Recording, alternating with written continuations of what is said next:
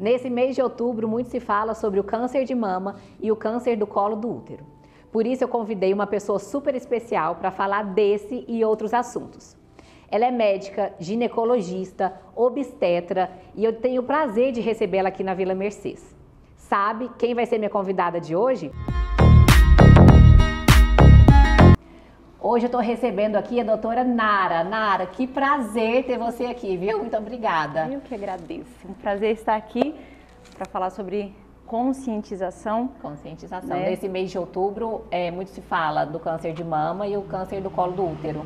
Exatamente. E eu quis trazer uma especialista nesse assunto e especialista também em mulheres, né, Nara? Eu acho que de uma maneira ou outra, nosso público são mulheres. Exatamente. Né?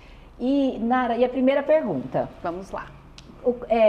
A minha primeira pergunta é o seguinte: quais os cuidados que eu devo ter com o câncer de mama e o câncer do colo do útero? E como identificar eu tendo esse tipo de câncer? Ótimo. Bom, antes de tudo, é importante a gente se lembrar que o mês de outubro ele é direcionado para a conscientização dos principais cânceres que acometem as mulheres. Então, depois do câncer de pele não melanoma, que não vai entrar aqui, né, na nossa conversa, o primeiro câncer é o câncer de mama, seguido, o mais prevalente, né? Seguido do câncer de intestino e, por último, em terceiro lugar, o câncer de colo de útero. Então, a gente está falando aqui dos cânceres que mais acometem e mais matam as mulheres, infelizmente. E que são passíveis de prevenção, são passíveis de rastreamento. Significa o quê?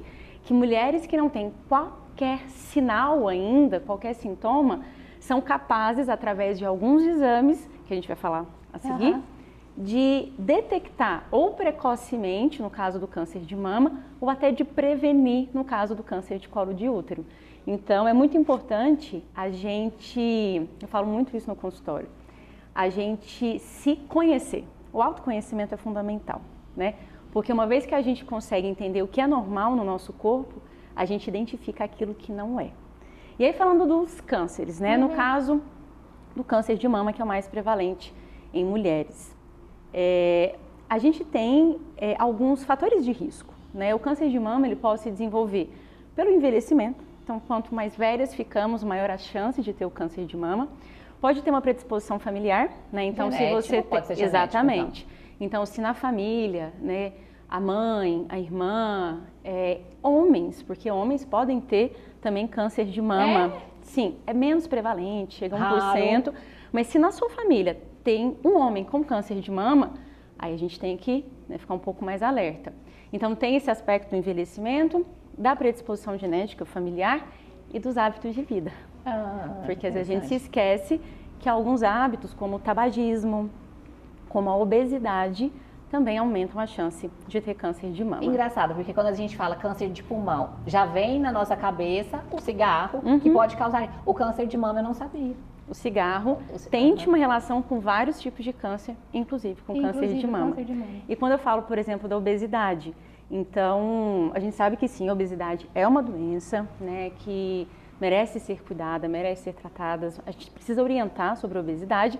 Então, os nossos hábitos, eles nos auxiliam muito no controle da obesidade, né? Então, ter uma vida ativa, praticar regularmente exercício físico, exatamente. Ter uma alimentação equilibrada, reduzir, precisa tirar, né? Reduzir açúcar, farinha de trigo, industrializados. E aí, como no caso do câncer de mama, identificar algum sinal suspeito. Antigamente, até algum tempo atrás, já ouviu falar do autoexame? Sim, aquele que você deita e... tem que ser deitado, não é? Isso. E aí, tipo, você se toca. Palpa a mama, exatamente. Né? E ver se tem algum nódulo, algum caroço, né? Isso. Então, antigamente, o autoexame era uma forma de rastreamento. Então, orientava-se as mulheres, né, uma vez por mês. E aí tem que levantar o braço assim, não é? Exatamente. A palpar as suas mamas para identificar, como eu falei, aquilo que é normal, para quando vier o anormal, conseguir precocemente fazer essa identificação. Hoje, o autoexame não é uma forma de rastreamento, porque senão as mulheres se preocupam muito em fazer o autoexame e deixam de procurar o ginecologista. Né? Deixa de fazer os exames certos. Exatamente. Então, no caso do autoexame, ele é muito importante e eu sugiro a vocês fazerem sim, né? Mas como forma de autoconhecimento.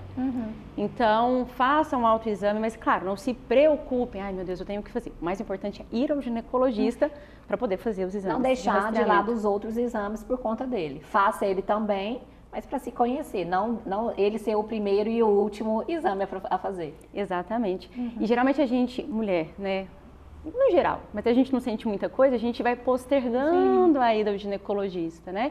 E a gente ainda vai falar um pouquinho sobre isso, mas é importante pelo menos uma vez por ano ir ao ginecologista, pelo menos ainda que você não tenha sintomas, para conversar, para poder passar pelo exame físico, né?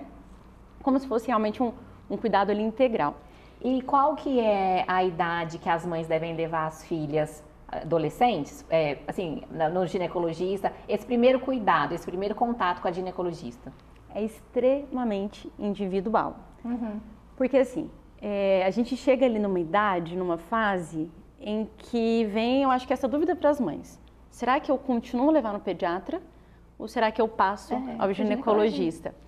Eu acredito que seria interessante, e não para poder fazer exames de rastreamento, para fazer exame físico, mas a partir do momento que a mãe percebe na menina, né, que ela já tem aumento dos pelos, né, em regiões que geralmente começam ali na puberdade, axilas, região genital, começa o aparecimento do broto mamário, das mamas, ainda que a menstruação não tenha vindo porque a gente tem uma cronologia.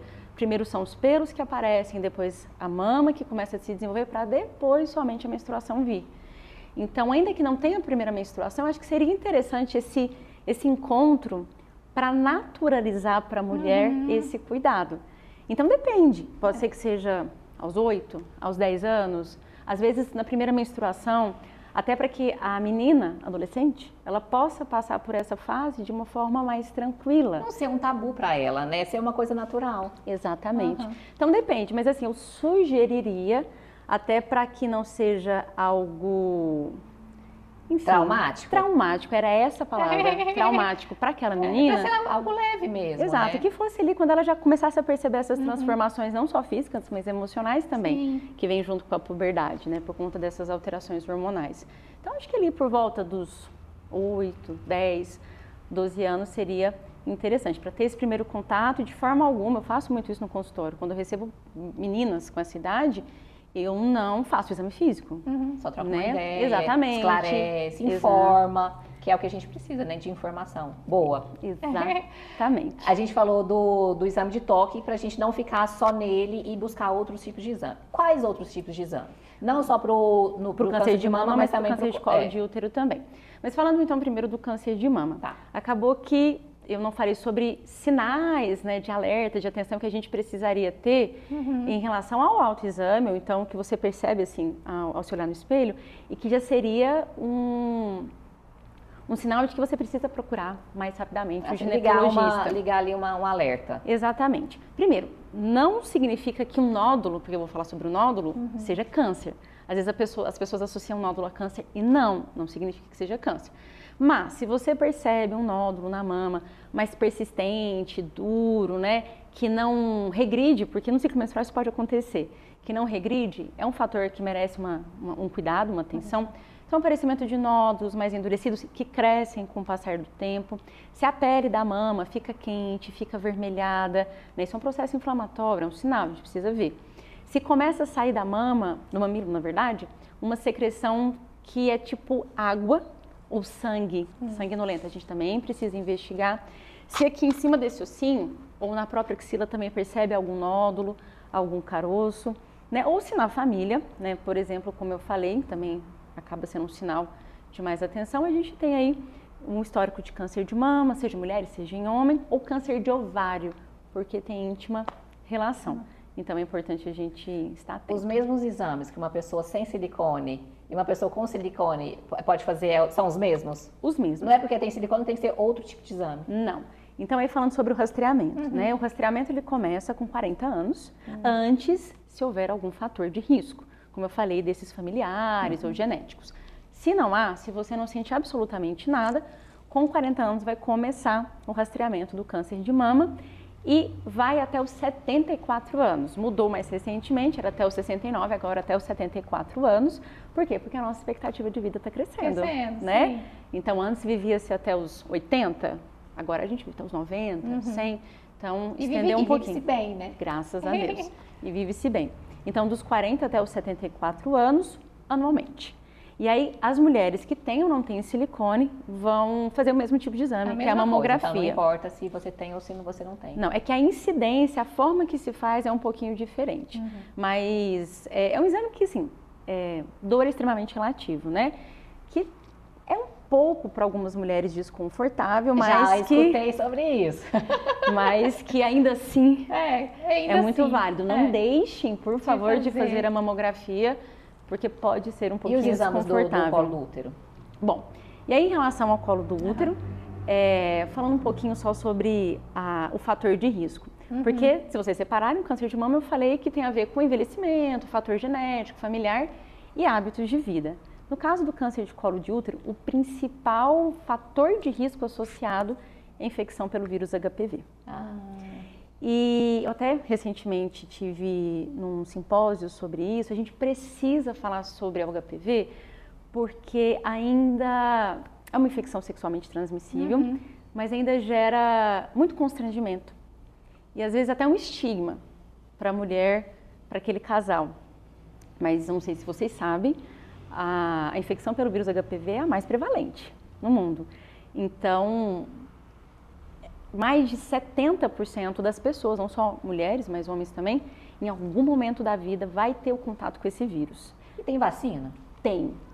E aí entra na prevenção. E aí a vacina é adolescente, não é? Inicialmente, na verdade, a recomendação da vacina é dos 9 até os 45 anos, mas de forma gratuita, né, pelo SUS, para meninos e meninas de 9 a 14 anos. Meninos também. Meninos também, porque o homem também pode ter o HPV. Então, o problema não é ter o HPV, né, no sentido do câncer de colo de útero. É a infecção persistente. Então, é aquele vírus ficar ali no colo do útero de forma mais persistente. E aí acaba tendo outros fatores de risco associado, e o cigarro é um deles. E a gente volta no cigarro, né? Então, volta no cigarro, volta na atividade hábitos física, de vida, alimentação. Exatamente. Tudo tá ligado, né? Porque, por exemplo, em relação ao vírus HPV, só para a gente fazer esse comparativo, você já deve ter visto alguém que teve infecção por herpes, seja na boca, tem, enfim, região genital.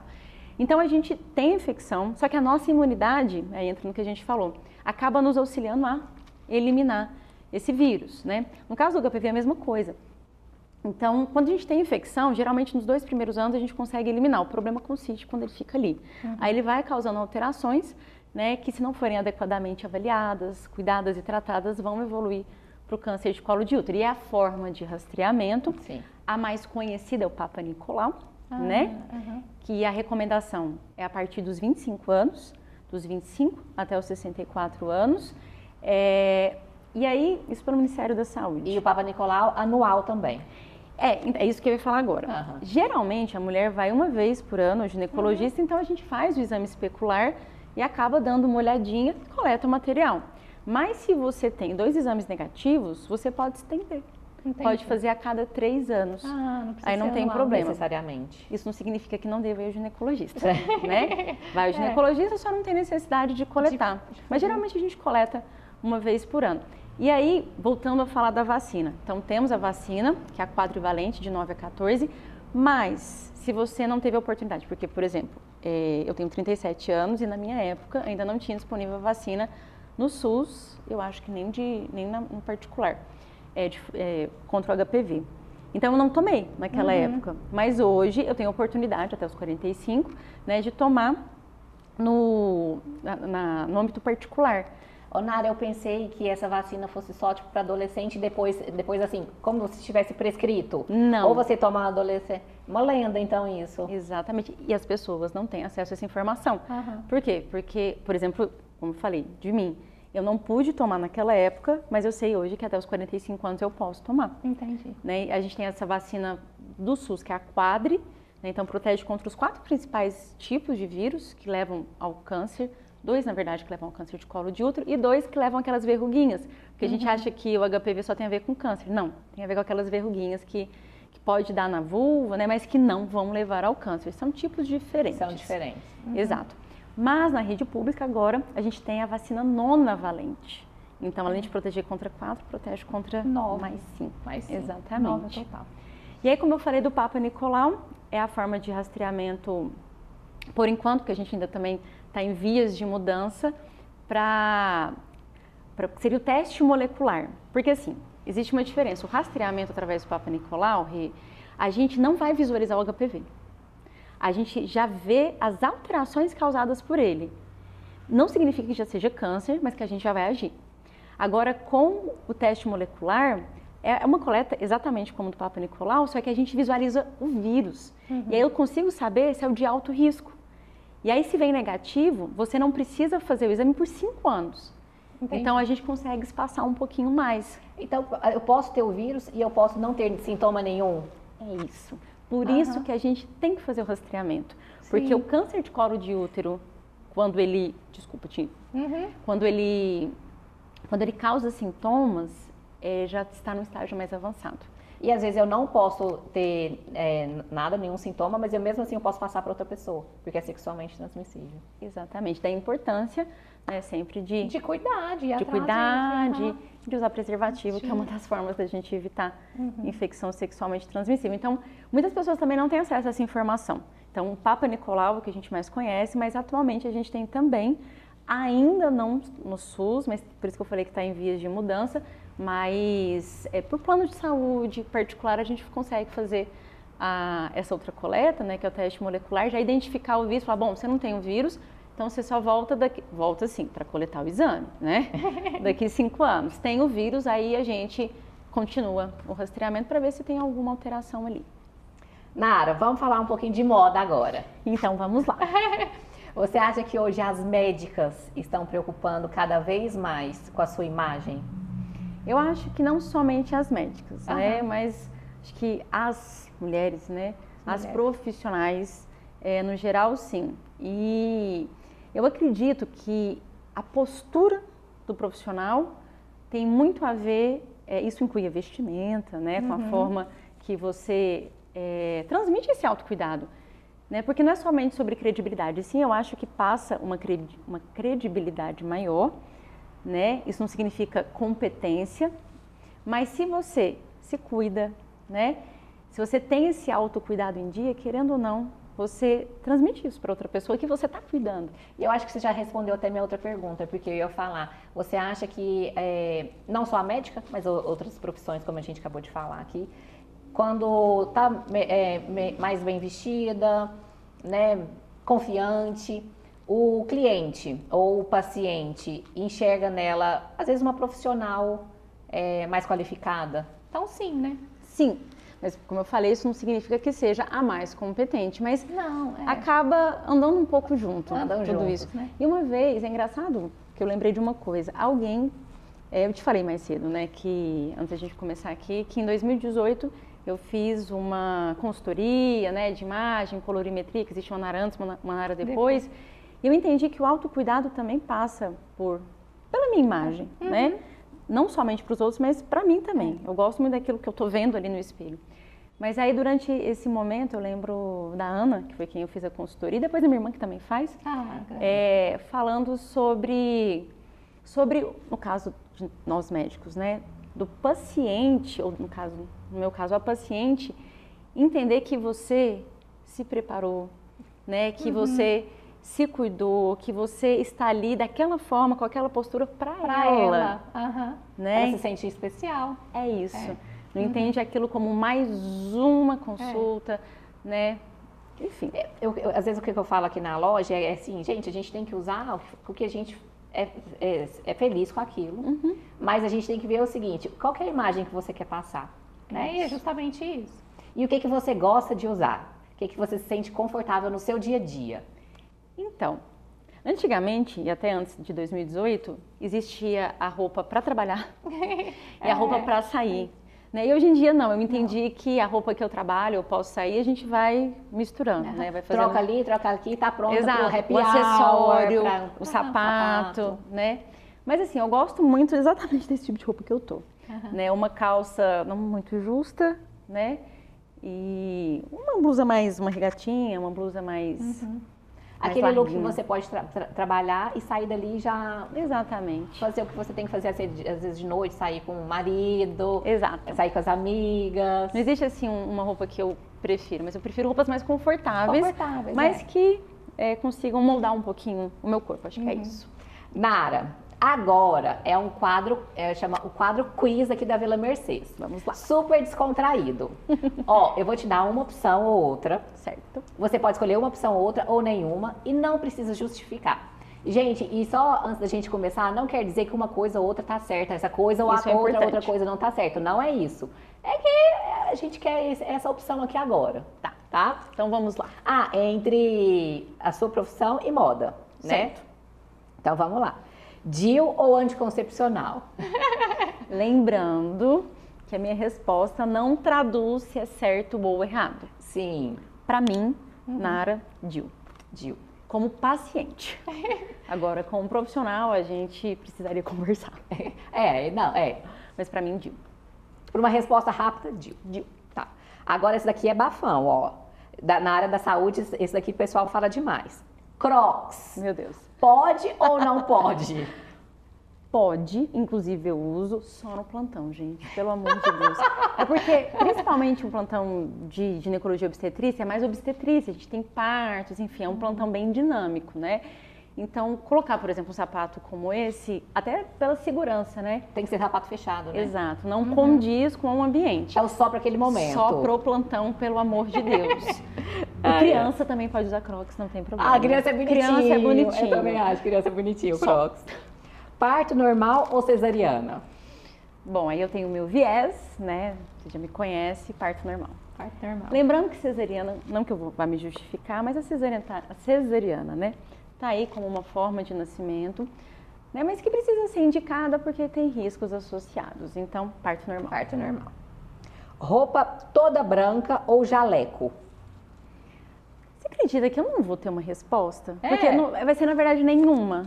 Porque assim, no consultório, eu não uso jaleco. Eu estava atendendo mais cedo e eu fico exatamente assim.